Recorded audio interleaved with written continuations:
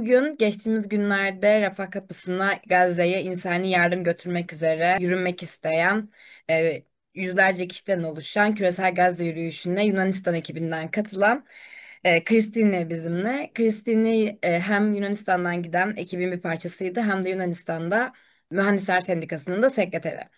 So, hi Christini, thanks for accepting our invitation. Hi, Nisa, and I also need to thank you for inviting me.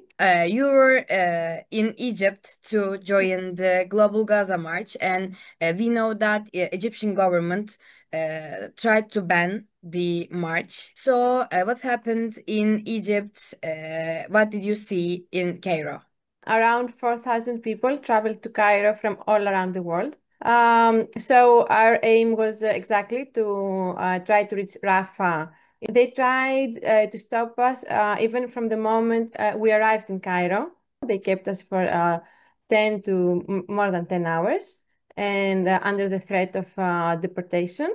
And we stayed in the airport for so many hours and we tried to say that we're going to stay. Then they let us free. Every moment there was police around us. They were kept asking for our passports, and they were every time they were coming to our hotels. They were getting in our bedrooms. I think 13th of June. It's the date that the delegation would start officially. And then at this area, at the area of checkpoint 2, that was the name, the police, Egyptian police stopped us. And after a lot of hours, they returned in violence, actually, people back to Cairo. When you were at Cairo, Israel started the attack on Iran, the people in Global Gaza March, but also in Greece. How do people consider Israel's attacks on Iran? Indeed, this thing made it even more difficult for March to Gaza to continue because there was a this thing frightened a lot of people. Um, and even after this, Egyptian authorities were even more strict with us, Greeks.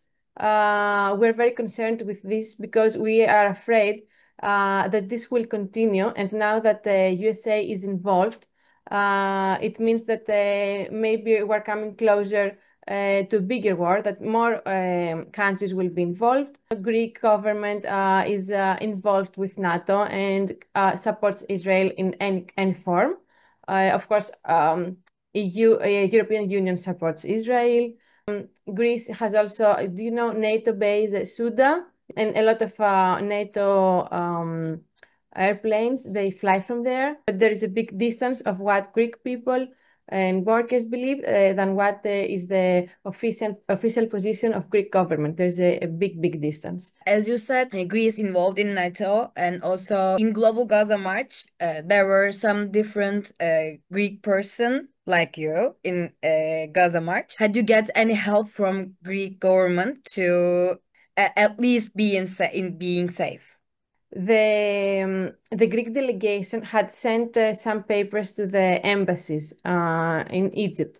At first, we had no reply on this. We saw an announcement from the foreign minister. It was saying, "We're telling you to obey to Egyptian authorities' rules." They never expressed if they're positive or negative to our movement. They have a lot of programs in progress with Israel, in war programs, in education, in real estate. This is more important for Greek government. As you said, now USA involved and started the attack on Iran. We know the genocide is keeps going on in Gaza. And also, at least for the people in Turkey, we see that a lot of protests going on in Greece, like the students, women, and the other groups. How do you consider the protests about USA's and both Israel's attacks on Gaza and Iran? You explained how do Greek people think about it, but how do you see the protests going on in Greece, and also do you have a call to other people from different countries. For like the last year, we had every Saturday, there was a protest for this. And then there were also other protests for Palestine during the week. Now, with the Iran attack, today there is a protest, and tomorrow there is also another protest, because tomorrow it was the meeting it was a NATO meeting. And also I think that all the members that participated in March to Gaza, they kind of helped so that the meaning of we're against the war. This is a way that we can also meet people from other countries and try to make an anti-war movement, but international anti-war movement. Because I think there's no other way to push to stop this war. From the beginning of the genocide in Gaza, we see that some dog workers actually they refuse to help them to carry guns to Israel, weapons to Israel, and we see some strikes or we see some protests in ports actually, and also we saw them in Greek too. Uh, how did it happen? How many worker joins these strikes or protests? I mean, if you can see in the photos, sometimes there are hundreds of them, but I don't know an accurate number.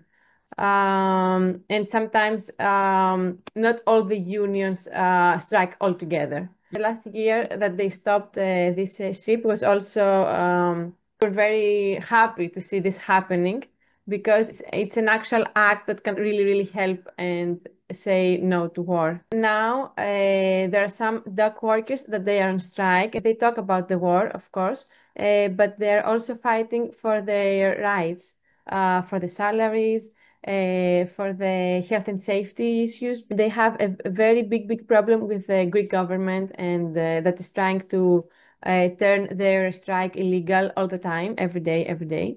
The good thing is that all the people, the majority of the people from this area are very supportive to them, and they support their struggle. And it still continues now, a few days. So we are very positive that things will come to a good end, but we will see.